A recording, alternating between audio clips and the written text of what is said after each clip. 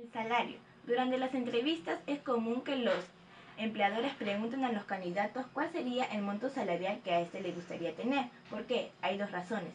Saber cuál sería el sueldo que ellos tendrían si fueran escogidos y dos, saber cuál sería la reacción y el grado de confianza que ellos tienen al mencionar las expectativas salariales. Sin embargo, la realidad es otra, ya quien tiene mayor remuneración es porque ha mostrado un buen desempeño y quien no es porque no es tan buen profesional. Pero ¿cuándo es recomendable hablar sobre salario durante una entrevista? Para personas que por primera vez postulan o están aplicando al puesto de trabajo, lo recomendable es hablar casi al término de la entrevista, porque es preferible esperar la oferta del encargado de recursos humanos, si fuera el caso.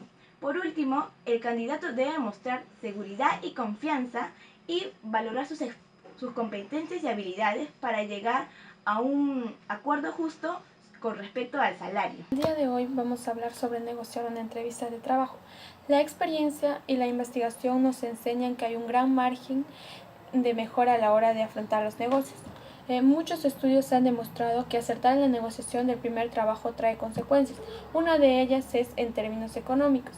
Bueno, es necesario que ambas partes queden satisfechas a la hora de dar por finalizada una entrevista. Una entrevista de trabajo se debe afrontar de diferentes maneras. Su objetivo principal es que la empresa desee volver a ver al candidato. Es necesario que el candidato evite un interés inoportuno o excesivo por lo económico. Entender a la otra parte, compartir sus criterios y restricciones.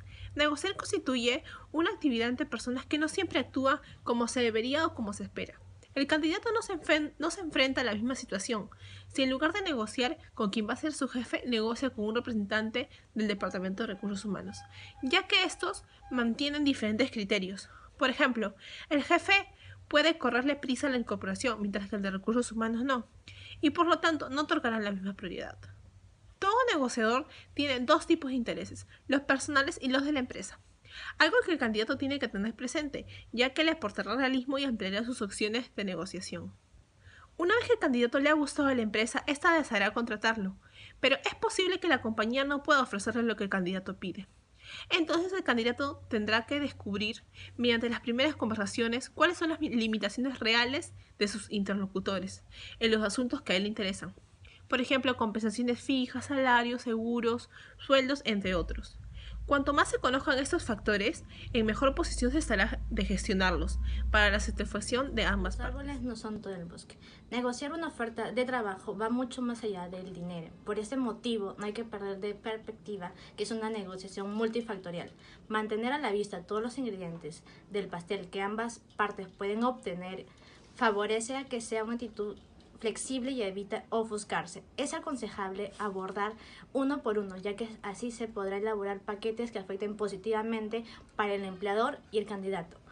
Ir desplumando una de las partes acabará irritándola, lo cual perjudicará y limitará las ganas de negociar y de crear valor del candidato en un futuro. Estrategia de negociación.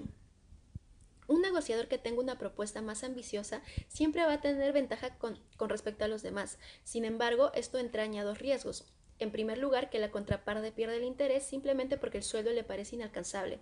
O en segundo lugar, que la oferta, por ser muy ambiciosa, no parezca creíble. En negociaciones salariales siempre se tiene que ser muy prudente al responder a cuáles son tus expectativas salariales.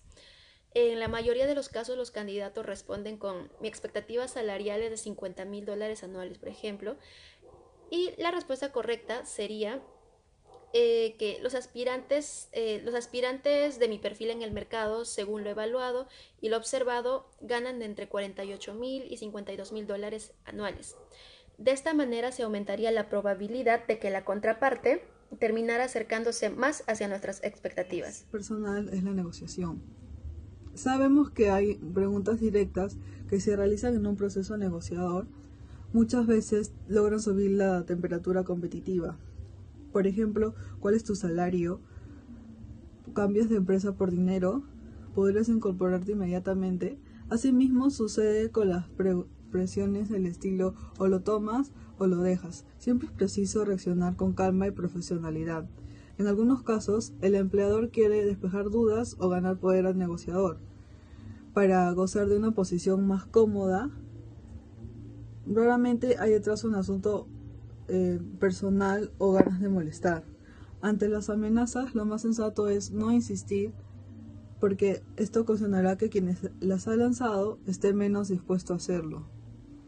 En negociaciones salariales siempre hay que ser prudentes al responder a la pregunta ¿qué expectativas salariales tiene usted? Una estrategia para abordar esta pregunta consiste en responder en rangos, como por ejemplo desde, hasta, comentar tu sueldo actual o el último trabajo y explicar que deseas mejorar el monto.